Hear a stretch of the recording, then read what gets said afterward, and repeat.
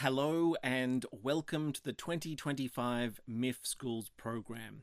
I'm Josh Nelson, and on behalf of all of the team at MIFF, I'd like to acknowledge the traditional custodians of the land on which we all live, learn and work, and to pay our respects to their elders past and present, and to all Aboriginal and Torres Strait Islander peoples. Here at MIFF, we continue to celebrate the history and contemporary creativity of the world's oldest living culture. As those of you familiar with the MIFF Schools programs from previous years will no doubt already be aware, these presentations have been created as an educational resource for teachers and students, providing an overview of each film text, suggesting strategies for analysis and topics for classroom discussion, and tying together aspects from the films to the various assessment criteria found within the language courses offered under VCAR, and also to subjects such as English and EAL, literature, media studies, and the film study course for the International Baccalaureate. In each of those curriculums, there's a real key focus on developing students' visual literacy skills and encouraging students to critically engage with media texts across a range of contexts and mediums. And this obviously becomes a really key component of assessment as students progress into their final years of the VCE. So for that reason, film analysis will be a key focus of these presentations, not as a replacement or as a substitute for the focus on language and cultural aspects, but rather as something that can sit side by side those key focus areas. While the MIFF Schools program is perhaps ideally suited to students within the French, Japanese, Mandarin, Italian, German and English language courses, the selected films in this year's program offer opportunities for study and classroom analysis across a really diverse range of subjects, abilities and age groups, preparing students, as I mentioned, for those text-based assessments and really developing those visual literacy skills. Now, I'm going to focus on the film techniques and terminologies that students would ideally have a familiarity with in just a moment. But before I do that, here a brief synopsis of the film might be useful. Now, I should mention this will be a relatively spoiler-free presentation. I'm going to avoid, as much as possible, giving away any crucial plot details or revelations within the films themselves, while still providing you with an overview of the content of the film and suggesting some strategies and suggestions for analysis that should really help structure that post-screening and pre-screening classroom discussion and context. Maya, Give Me a Title is a French language animated feature that sees the iconic French filmmaker Michel Gondry return to his roots with this wildly creative animated omnibus, assembling surreal two-dimensional adventures to entertain his young daughter, Maya. Living on different continents, Gondry concocts a plan to soften the hardships of separation, requesting film titles from his then 4-year-old daughter before turning them into handmade animated adventures. Across the years, Maya is rendered as a mermaid, an alien, a detective, a sea captain, photojournalist. But as the child ages, will she reach a point where she outgrows her dad's game? And if so, what then? Existential panic hovers on the horizon. Assembling a host of animated miniatures that Gondry turned out across 6 years for an audience of 1, Maya, Give Me a Title is an ideal showcase for the director's wild imagination. Recapturing the exuberant creative spirit of his legendary early music videos and later film features, Gondry uses paper cutouts and stop-motion animation to entertain and engage with his child and audience alike. A Children's Jury Award winner at the Berlinale, Maya, Give Me a Title is a universal valentine to storytelling and cinema, propelled by a parent's love for their child. But before we look at this film in more detail, I do want to return to the terminology and techniques that I flagged at the beginning of the presentation, and that real core focus on developing students' visual literacy skills. And so I would actually recommend to teachers that prior to attending the screening, it might be really useful to either introduce, depending on the age level of the students, or at least revise, a selection of key film terminology and techniques that students should really be thinking about while they're watching the film. Because, and I realize I say this every year, it's crucially important to reinforce the need for students to actively engage with these films. Yes, they're entertaining. Yes, films are fun. But there also needs to be that expectation placed upon students that they'll be watching these films in order to analyze them. Whether that's as part of a non-English language course, or English, EAL, media, or a film studies unit. And on that, I would actually suggest that students take notes, or be encouraged to take notes during the screening. It's one way to ensure that they're going to be actively engaging with what they're seeing on screen. Now, I'll talk about some of these elements in relation to the specific film in more detail shortly, but just as a general overview of film techniques, something that might be beneficial prior to the screening, this might be a useful starting point.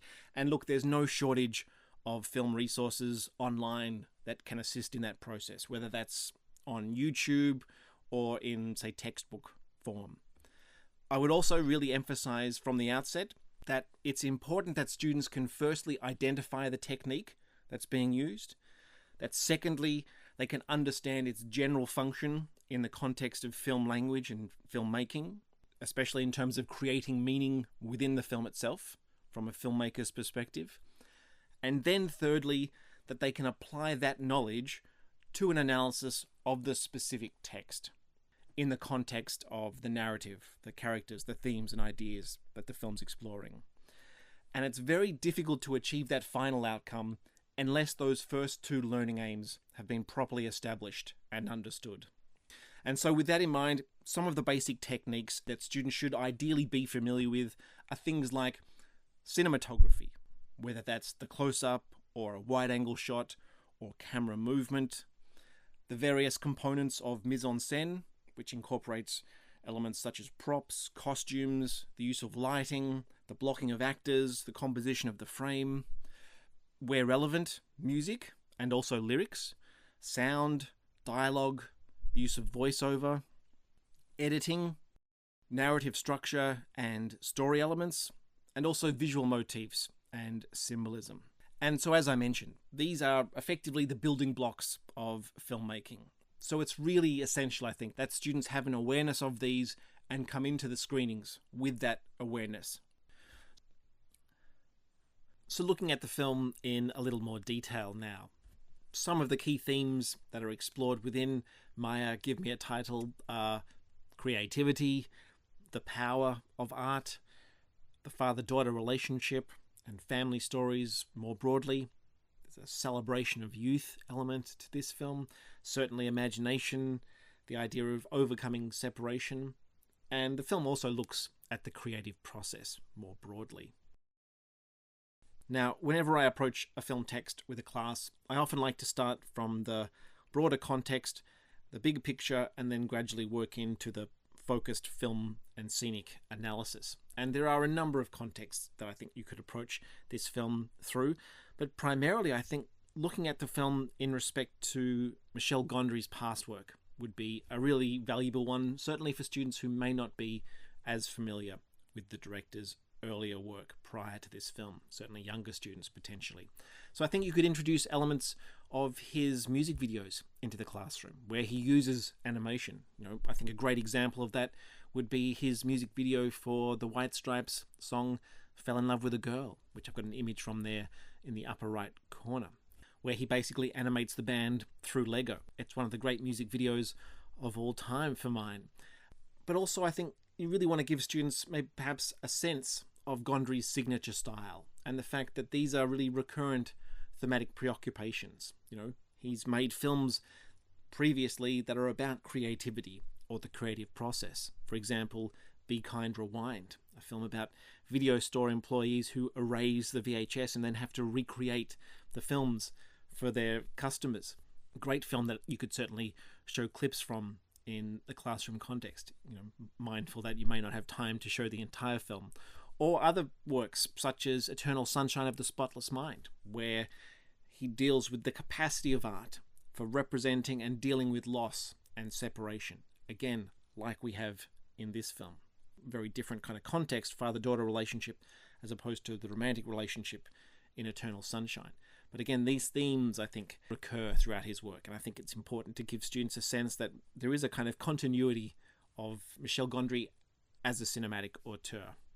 Outside of that artistic context, though, you could also provide some context in terms of the function or the role of art in respect to childhood development or adult therapy. And again, I've listed a couple of links to the Play Matters website and the Marginalien that talks about art as therapy through the figure of Alain de Botton and the function of art in that respect. Both of those, I think, would perhaps be ideal for higher age or academic students.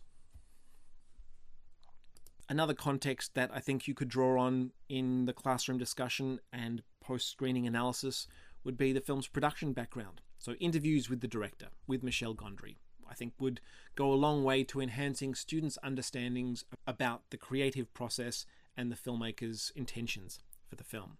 And he gives a little bit of background in one of the interviews that I've listed there under the resources, where Gondry says, "I started with a small animated film for Maya's 3rd birthday. Then I'd ask her for a title and she'd see the result sometime later. I integrated characters from her daily life, her grandparents, her cat, her mum.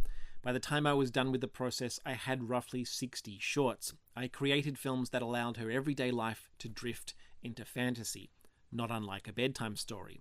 Her mum would read her the titles and the dialogue and then give me feedback on Maya's reactions, what she liked, what was a bit scary. It was only a year after I was finished with the process that I thought about turning it into a film and sharing it with others as a way to express the relationship between a dad and his daughter through animation." Again, there's some interesting and relevant context in that background information. And as I said, 2 links there to text interviews and 1 YouTube link there in which Maya and Michel Gondry are both interviewed together for the Berlin Festival. You could also certainly look at the film in the context of form and style through the lens of animation. As I mentioned earlier, Michel Gondry uses a cutout style of sort of stop motion animation throughout the film. So asking students to consider things like, what are some of the reasons that a filmmaker might opt for animation rather than live action to tell a particular story? Now they can approach that in a wider context or say in a logistical context, given the reasons for Gondry making these films. But also beyond that, what kinds of responses or associations, for example, connections to childhood or cultural associations, does this particular style of animation evoke? How does Gondry's approach to animation in this particular feature contrast or differ from other styles of animation? So, for example, to classical Disney or to Pixar or Aardman, another stop-motion animation studio, or the Japanese animation studio, Studio Ghibli. Are there cultural differences as well as formal and stylistic differences between these animations? Are there thematic differences? So thinking in the bigger picture of where this film sits in the broader canon of animation and animated features. What sequences stood out within the film or segments for the particular ways that they utilized the possibilities of the animated form that perhaps couldn't have been done, or certainly not done to the same way in a live action format? And Gondry elaborates on animation and what it means to him in that Cartoon Brew interview where he says, "It's quite simple. To me, animation is the discovery of cinema 24 times per second. You start over each time, and that's why animation has this glow, this vibration. Every second, every frame is a new film, a new discovery. When I do animation, I just try to tell the story and I try to make the characters do fun stuff, and then I find ways to make them work in a very simple way. There are enough contingencies in animation to avoid creating extra complexity. So there is no specific aesthetic research except that I like to put paper that looks nice together. There is simplification for the background. They're technical, but they also give a specific look to the film." You could apply that quote as a prompt to an analysis of any of the short films within this feature film. So returning to the point I made at the top of the presentation about the importance of film techniques and students being able to identify, having an awareness of the technique, and then being able to apply that analysis in the context of the particular film, whether it's a shot, a scene, or a sequence. So students should really be mindful of how Gondry uses these cinematic techniques within the film, whether it's the type of shot, the use of focus, the particular composition, and how those variations shape our connection to the imagery on screen. So what other narrative or storytelling devices does Gondry use within this film? And does he employ them in a non-traditional or a typical manner? So there are a number of moments within Maya, Give Me a Title, where Gondry also explains a technique as it's occurring on screen. And I would ask students to consider in what ways is the film or the various individual stories within the film also about filmmaking and storytelling. So he's telling stories, but in some ways there's that self-reflexive aspect where it's about the creative process. It's about the meanings of storytelling in a bigger picture context. And we have examples here of close-ups and wide-angle shots and point-of-view shots and shifts in focus, the use of intertitles, the use of flashbacks. I think students need to consider the way in which he uses all these various techniques. Let's say the point-of-view shot, putting us in the perspective of the character of Maya in that particular moment, fostering that keen sense of identification between audience and character. And that approach can be applied to each of these film techniques.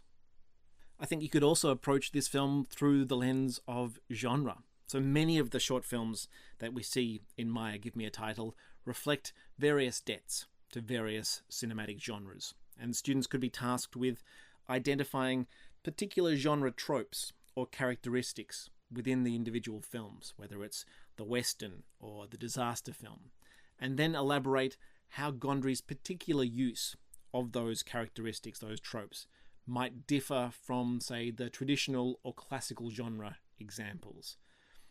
And that would necessarily include things like plot elements or the types of conflict within the film, the visual design, the mise-en-scène, the colour palette, the musical styles that he draws on, character types, set pieces, particular types of dialogue and narrative resolutions.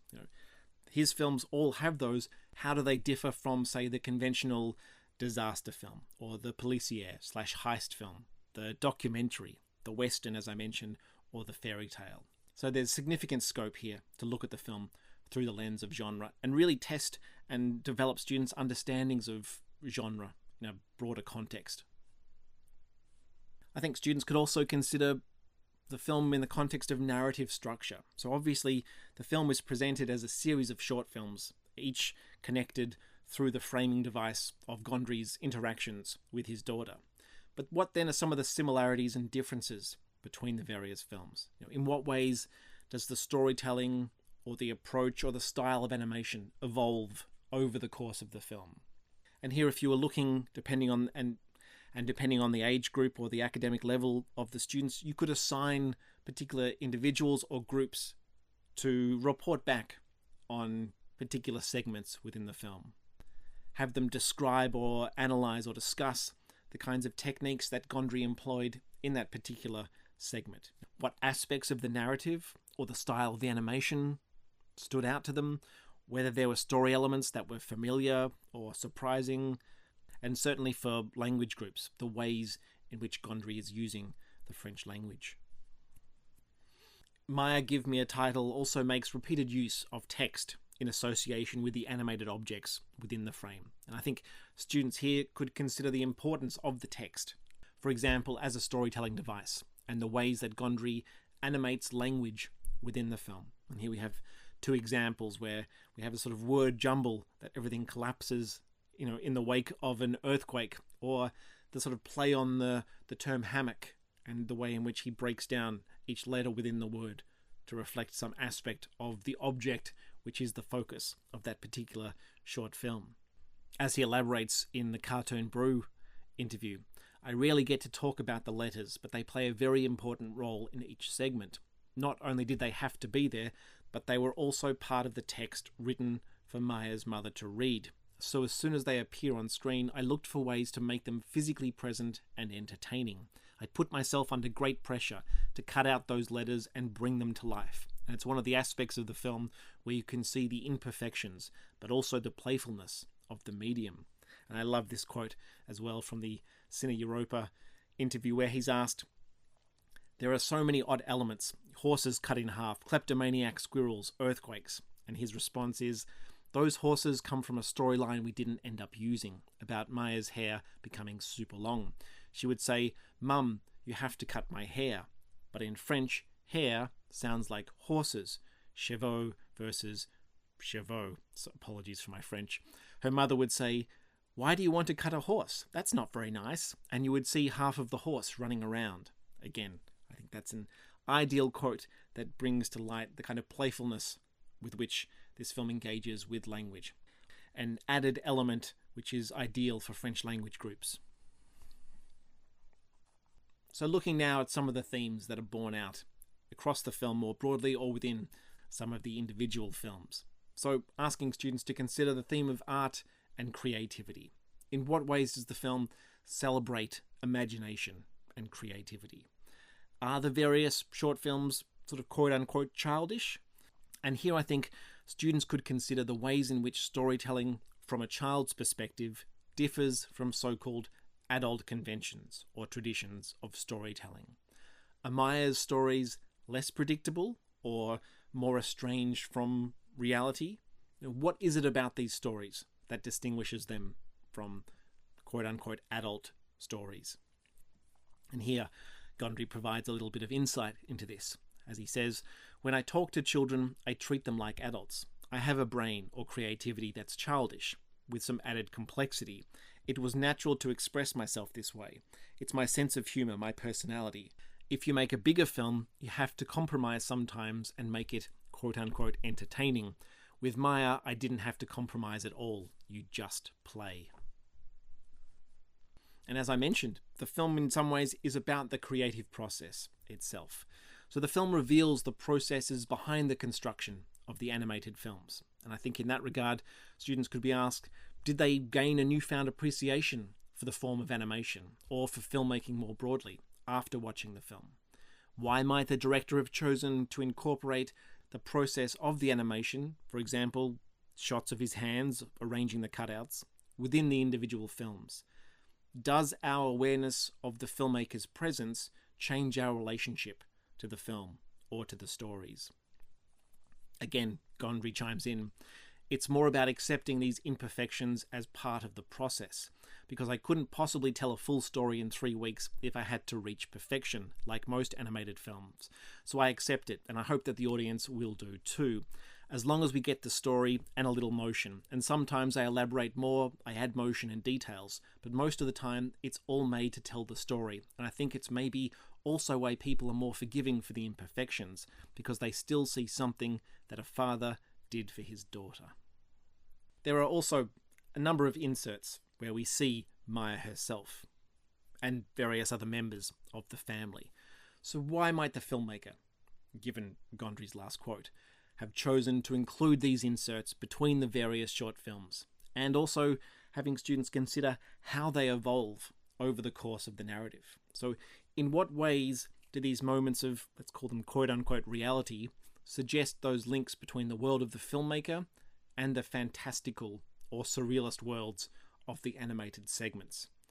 And these objects that we get in this room in which Maya talks directly to the camera evolves over the course of the film. And you can see in those bottom 2 images the way in which the filmmaker is clearly blurring the lines between the animated world and the real world.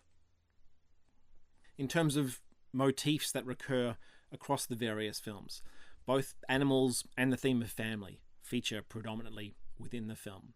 So how does Maya and Michelle's use of animal imagery and characters play against expectations? What human characteristics does the filmmaker imbue animals, fish, or birds, etc.? Why might family be a recurrent focus of the stories? What kinds of family conflicts or issues are raised within the various films, and how does Maya feature in those resolutions? So having students consider, in what ways do the films balance domestic/home realities with the fantastical? This seems to be a preoccupation across all of them.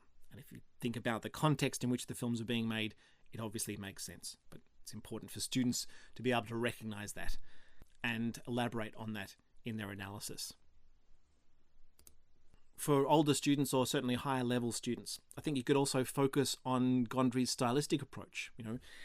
These films certainly reveal a debt to surrealism or absurdism. And I think students could be tasked with researching these art movements in order to better understand the kinds of philosophical, for example, psychoanalysis and this emphasis on the unconscious, or historical or cultural understandings that informed those art movements, or indeed compare and analyse Gondry's film with the work of other animators, such as Terry Gilliam from Monty Python's Flying Circus, or Jan Svankmajer for films like Surviving Life. For me, there were a number of moments within Maya, Give Me a Title, that evoked the work of both of those filmmakers and animators. I think those comparisons with the screenshots I've provided there do kind of reaffirm the sort of similarities in their approach to surrealism and absurdism. And lastly, without giving anything away, what impressions does Michel Gondry leave us with at the end of the film? What's the tone of the film's ending? Is there a clear sense of resolution? How has our understanding of Michel and Maya Gondry changed by the end of the film?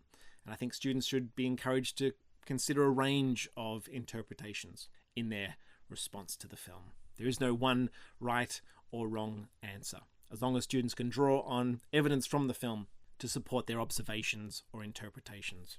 And I like this little insight from Gondry here, as he says, "I told Maya these stories were like her toys. She could share them with her friends or with other people. From day one, she was fine with that. She really likes everything that's going on around the film. She joins me for interviews. She's not shy, not one bit."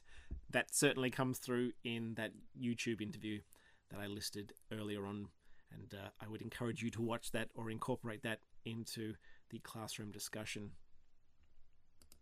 So in terms of bringing all this full circle in the form of an assessment task, I think students could be tasked with reading and critically engaging with other published reviews of the film, and then respond by writing their own. For example, for French language classes, in French potentially. Drawing on their close analysis of the film and the classroom discussion, and more importantly, utilising the kinds of terminology and those references to film techniques and the language of cinema, and how meaning is created in and through those that I've talked about at various points through the presentation. And here we have an excerpt from one particular review of the film from Joe Bendel of Cinema Daily US, who writes, "Of course, all the films have one goal, to entertain Maya. Yet, most young viewers and animation connoisseurs should be similarly charmed. The audience can plainly see all the love that's baked into each frame. Even though each individual film quickly takes wings on wild flights of fancy, they are always grounded in fatherly affection. Honestly, we could use much more of that on screen than yet another celebrity vehicle. Maya, Give Me a Title qualifies as a small film by almost any measure, but it is endearing and inventive. It represents one of Gondry's most personal releases yet, so it's impossible to envision any future retrospective of the filmmaker's work without it. Easily recommended for fans of the filmmaker and the cut-out animation method." Hear, hear. And with that, we have reached the end of the presentation.